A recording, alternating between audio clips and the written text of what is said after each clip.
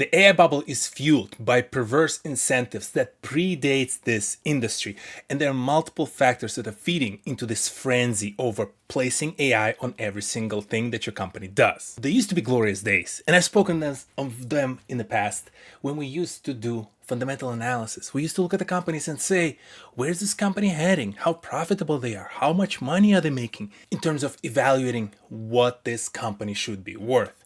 And a lot of legacy old school companies, especially if we look across the pond in Europe, are based on this. They're long-standing companies that have been built years over years over years for generations.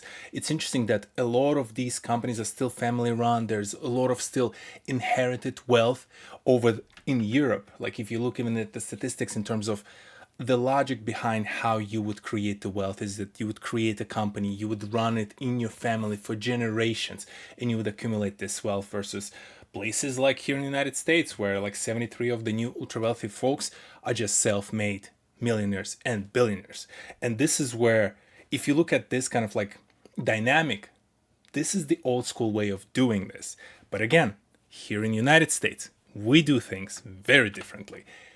The way, in the most simplest manner that I can explain, you can make it to becoming a billionaire or a millionaire is that you either join a company, accumulate enough those stock options, RCUs, and things of that nature, and eventually your company is sold to a strategic, potential larger company, and you get paid, or you guys go IPO and you get paid, or you start your own company, you keep growing, growing, growing, you sell it to the strategic, or you go IPO, and eventually all of this is kind of like building up towards the majestic stock price. Even the sale to strategic companies themselves, eventually they need to find an exit. And if they're too big to be able to find someone to acquire them, they would go to the public and sell portion of their company to the public, to all of you. So they go IPO and they come back to the stock price. So you have this dynamic that essentially creates the only path for you to succeed is to eventually be in a position where stock price starts ruling the future of your company. And same goes for the executives at these companies, right? So a lot of these executives right now, especially larger companies, like 71% of their compensation is now only associated with the stock price of the company. And if you look at this kind of like increasing disparity and increasing multiples effect that you have on the disparity between what the average person in the company makes versus the CEO is primarily driven by the fact that instead of them just getting base salary, which yes was maybe 20 times the whatever their average or maybe the lowest paid employee was making, today we are in hundreds, up to you see 400x the disparity, and it's primarily driven by the stock price. And the reason why now this kind of like builds up and starts feeding off of the AI frenzy is because you see small, but you see the benefit from mentioning that you're doing AI, mentioning that you're investing in AI, mentioning that you're an AI company when it comes to you even evaluating yourself towards the sale for the strategic. Because when strategic is looking at that, they have to justify to their board, why are we buying this company? And if that small company says, hey, we're doing this AI, we're doing this very well for this specific niche, that's a good story to tell to the board. It makes it easy for you to convince the board to give you the money and approval to buy this company. Or again, if you go public, being able to tell investors, ooh, we are like building all this cool AI stuff, again, helps you improve your stock valuation. But even if the percentages here are relatively small, in my opinion, right? Maybe for like stock gains, it's like close to 12%, which is substantial. If you think of the fact that some of these companies are in tens of billions of dollars valuation, right? 11% is like billion plus in gains. You also see inverse negative effect, which is actually can be pretty harmful to the valuation of your company and to the value of your stock portfolio, which is dependent on you to become rich, millionaire, billionaire kind of person. Example here is you see this dip last year in Gartner's stock, which is very interesting. For context, I used to work for Gartner for like 6 years back in the day, like 10 years ago. And one of those things that happened here, the executives during the investor call that year, which is makes it I think like Q2 investor call or so, they just couldn't answer appropriately in terms of what is the strategy from Gartner towards AI. This is it. They just didn't answer a couple of questions about AI cleanly. Analysts said, okay, Gartner is done. They're going to be completely overridden, kind of like overridden by all these other smaller companies that say they do AI research and they use AI in the IT research specifically. And that's it, the stock tanked. And it's substantial, right? Like this drop was about 30, I think close to 30% drop for the company. What is their valuation? A market cap of 11 billion. So before then, they were probably like close to 15 billion valuation company. Like this is billions of dollars in value lost. It's millions of dollars and tens of millions of dollars lost for all those executives. So you essentially have this situation where not answering the question the right way and not mentioning AI enough times in your conversation about the value of your company can actually substantially hit your pockets. And so this is where we kind of like land in this scenario where traditionally, and I'm still to this day fan of this approach, long-term planning, right? You think about anything that you do. How does it help your customer? How does it help your employees? How does it set your company for years to come so it becomes this long-lasting giant, right, in the industry? Versus, as you saw, in this situation where as an executive you might be there for only a couple of years, you're really incentivized to say, what do I say to tell the right story to my investors? Even if I'm raising the funds as a private company, what will I tell? What kind of story will I tell to the Wall Street, right? Like what kind of story will I tell to the strategic that will potentially acquire me? All of this has nothing to do with the quality of the customer execution, with the quality of the execution for the employees and stability of the company. And this is where you see today, right? Like when people ask like, why is this AI feature introduced in this product? Like, I don't need it. It's not because of you, because you asked as a customer. It's because it probably has a positive response to one of these questions. As an employee, when people are there, like at Amazon or any other company, are forced to use AI mandatory, again, it's not because we've proven that this tool will help you do a job better, that will improve your life. It is because it tells the better story over here. You look at some of these companies that are essentially crushing and burning right now under the pressure, right? They're not sustaining their own weight, all the debt that they're raising. And you're like, why aren't they focusing on things that will help them actually stay relevant long term? Because again, for all of those executives, it positively answers one of these questions. And this is why they don't care about all of this stuff, because ultimately impact of these things will have much deeper influence on their immediate ability to make millions of dollars ahead. And this is where, when I look at someone like Jensen Huang, he's been like in interesting news articles for the past couple of weeks, right, around how he responded to certain things about DLSS5, about some of the other things, about some controversies around AI. Same with Satya Nadella. I know I'm showing only Jensen here as an example, but like Satya was also the same way, like, oh, stop calling us Microslop. We're not Microslop. Like, why are you being so negative about this? If you put yourself in the position of those people, I'm not, by the way, justifying, right? Like, they're out of touch. We're on the same page. They're also, in my opinion, should not be in a position to make as much money as they're making compared to maybe some of the other people in their companies and across the world, but it's a topic for another day. Ultimately, you become out of touch because if you think from their perspective, right? Everyone is buying my stuff, like no matter what I put in it, right? Like you open the doors to your store, it's like everything gone from the shelves. So you're like, that's a positive sign. You look at again, your net worth.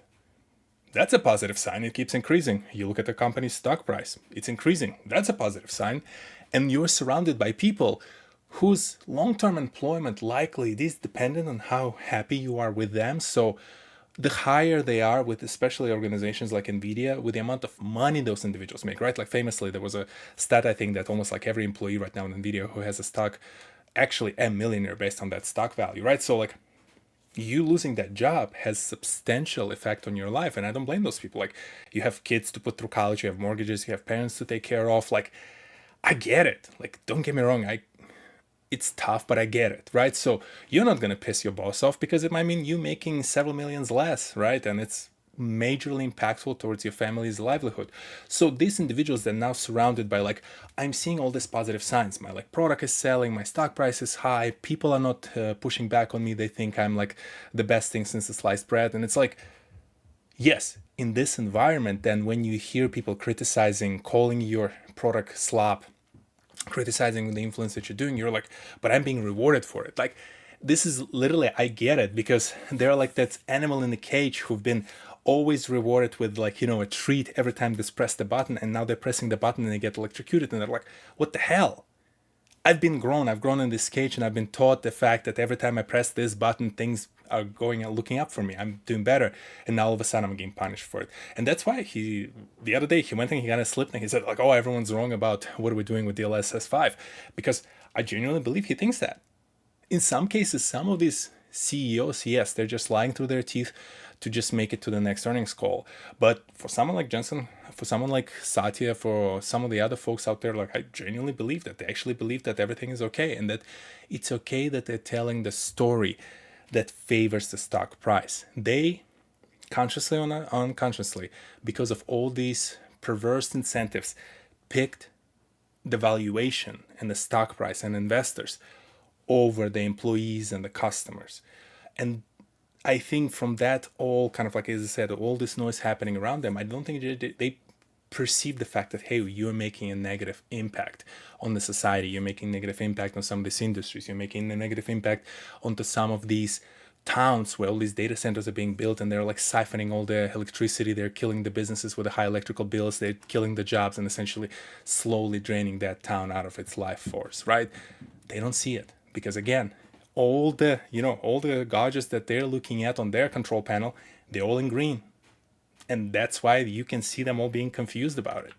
And this is where I kind of thought about, like, I like to think about the metaphors. To me, the way I see it, even if you click below their level to all of their directs, individuals kind of like who are senior enough people, right? Maybe at my level in those companies, I get it, man. Like, you see this as like you're standing in line towards this like money booth, right? And it's, you've seen them before. If you haven't, essentially the way it works, there's a bunch of cash in this booth. The wind starts blowing, creates like centrifuge within it, and the money starts floating around, and you have limited amount of time, like seconds, and you grab as much as you can and get out, and whatever the cash you got out, right? With that's how I see today's world in the United States in terms of like working for some of these companies. Like, you realize that you're in line.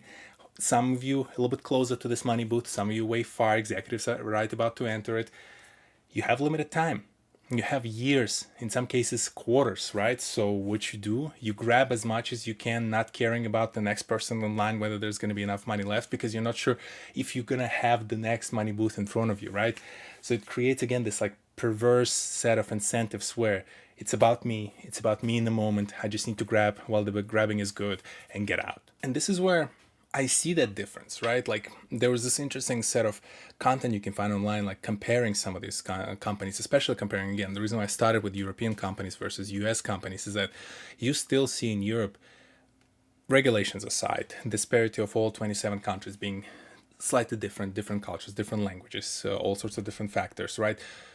Talent pool, in my opinion, is always the same, right? There's equal quality of talent pool everywhere. There's equal number of opportunities, right? But I kind of jive more and more with the idea of how you focus not on this like flash in the pan moment. Like, it's great. Trust me, I've been in the companies that were acquired. I got paid on my stock. It feels nice, right? Like, it feels nice seeing that number in the bank account. But like, ultimately, if I think about long term, if I think about my company's impact on the society, my company's impact on its employees, on its customers, I cannot justify and say like, hey, it's worth for me to make millions of dollars at the expense of all these people being burned and essentially left with nothing. I'm okay making enough so I can provide for my family that doesn't afford me to buy a Lamborghini or boo-hoo. But if it means the society and my community around me is well and equally off, and we're okay, no one is stressed, we're living peacefully, our families, grow, the kids grow, they get opportunities, and they, go on to do their own things, and they have this kind of like moment of their own. To me, that sounds like a much better life than I just got in, as I said, grabbed everything I could, got out, and, screw everyone who's coming up behind me. It's maybe a different philosophy. Maybe it's just me.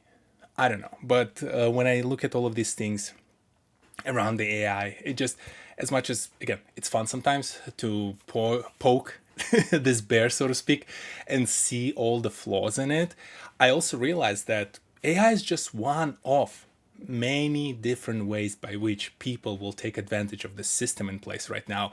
And if it's not AI, it's going to be whatever. It was blockchain before. It's going to be something else in the future, right? I don't know. Quantum computing.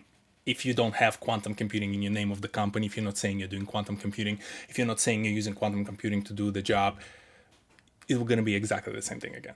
people will be going crazy, people will be giving you a reward in terms of your stock price going up, or punishing you if you didn't say quantum computing enough in your earnings call.